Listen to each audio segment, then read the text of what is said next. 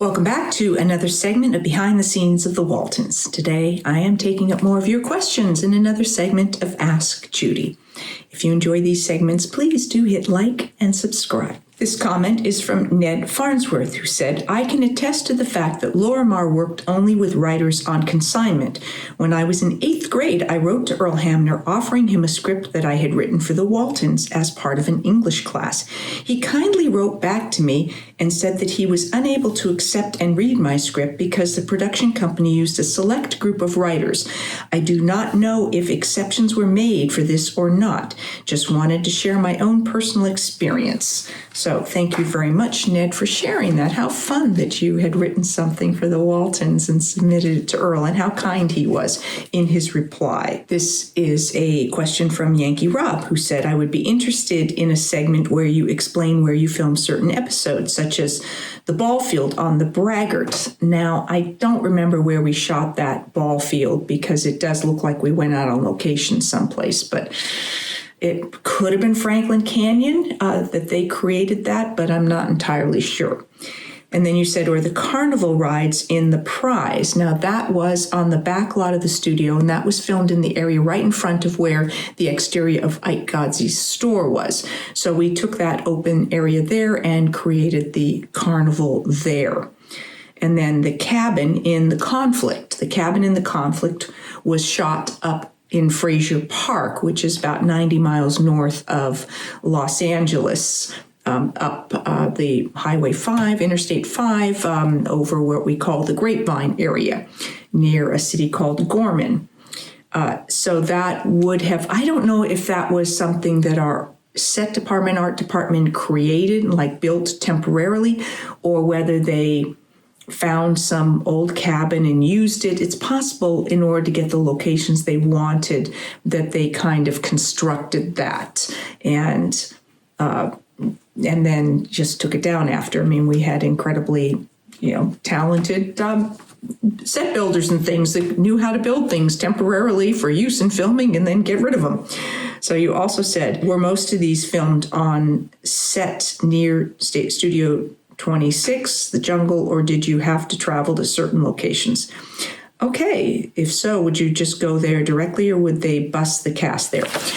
So with locations, if it was a local location, like Franklin Canyon, which was not very far, maybe 20 minutes from the studio, oftentimes we would have a drive direct to set ourselves. If we were going to Frazier Park, then we would be put in a van or a bus or whatever and taken up there. Usually it was kind of vans, large minivans. And the crew may have gone on a bigger bus. I don't remember.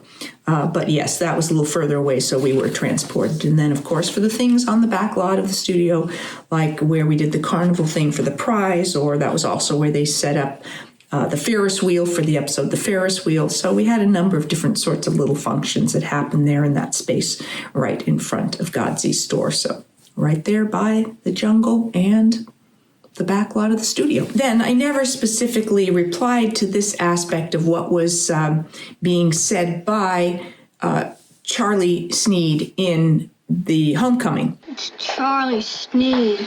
Hey, Dana, money. Come on in, Charlie. Someone had asked about what he said when he came in to see the kids, and we all went, oh, it's Charlie Sneed. And he said something that the person couldn't identify, and I tried to look it up and stuff. And then I had a number of you who were very helpful and let me know what it was that was actually being said. And this is Marita Reese, who said, I believe what Charlie is saying is great day in the morning, which is a common Southern saying, which usually runs together and is used in a surprised explanation scenario. Hey, Dana, money. So that would make complete sense. It sounded like Great Dana Money or something like that. And so it makes sense, and I'm happy to hear that it was just sort of a common slang phrase, and that William Wyndham just inserted that himself. It was kind of an ad lib, so whether it was something he knew from his background or had done some research himself, don't know. But happy to have that explained. Thank you very much to those of you who did share that specific phrase with me. This question is from, it looks like Michael L. Thielen, who wanted to know in the episode The Festival, who actually played off air the cornet solo for the episode. I'm not sure, but it was not the young actor who was supposed to be playing the cornet. He did not play the cornet. So it would have been done in a pre-record, and then if they needed to do something in post-production, they would have done that. So I don't know that Alexander Courage, who was, I believe, doing the music at that time still, that he played cornet, but he would have brought in a studio musician to record that. And then wanted to know, was John Walmsley actually playing the piano in the tapings? I'm not sure either. I know John did play some of the things that you saw Jason play, like often in the house, if he was playing the piano, that was often really John playing. And John said himself when I spoke with him that as long as it wasn't something too complicated or too classically based, like in Founders Day, he did not play that composition himself. He said he simply did not have the time to practice enough for it to be proficient in a sense that he would have been happy with it. It was just too complex a piece for with piano not being John's primary instrument. Had it been a guitar thing, John would have played it. But he did play at times when it wasn't as complicated. And I think a lot of times in the Dewdrop Inn when he was playing, that was probably also really him. This question is from Joe, who said, your discussion of Harry Harris's directing style reminded me of a question that I've been meaning to ask for some time. Aside from a scene's master shot, who or what determines the number of additional shots for the scene, such as an individual close-ups, 2 shots, 3 shots, etc.? Are those dictated by the shooting script, by the director, or a combination of both? It is typically up to the director on how many shots are used.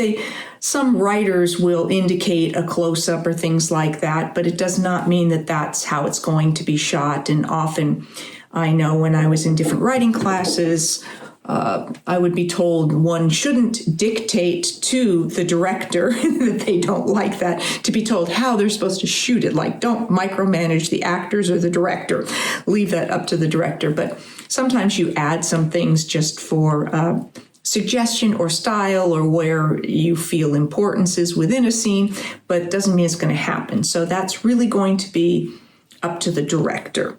And then seems to me that if you have a scene with 4 actors in it, it might possibly be shot up to 20 times from different angles. That could really get out of hand and slow things down. How is that prevented?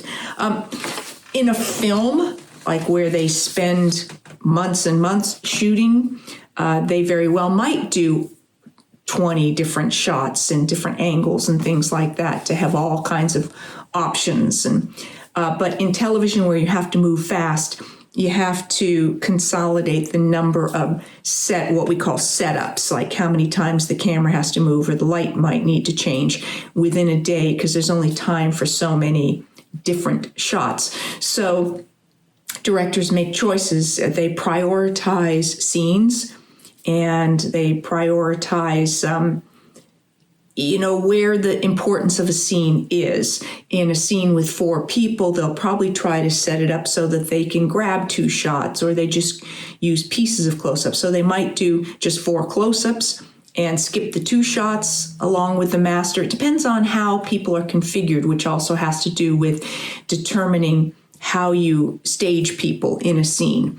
And so if you sit a couple people close together on a love seat or on a bench at the kitchen table, then you can combine that and make that a 2-shot rather than close-ups. And maybe there's just, and then also if you're in a 2-shot, it doesn't necessarily take a lighting change or a camera movement to easily just what we call punch in on a close-up. It's like, great, we've got that. Now let's just do 2 quick close-ups. So in a sense, that's done almost like it could be the same as doing 4 or 5 takes on one shot, one setup. So it doesn't take quite as much time. You can just do that quickly. So those are how those things are done. But often if someone just has a line or two and you have 3 or 4 people, they might just kind of do a long shot that kind of allows all of them to pop in a line.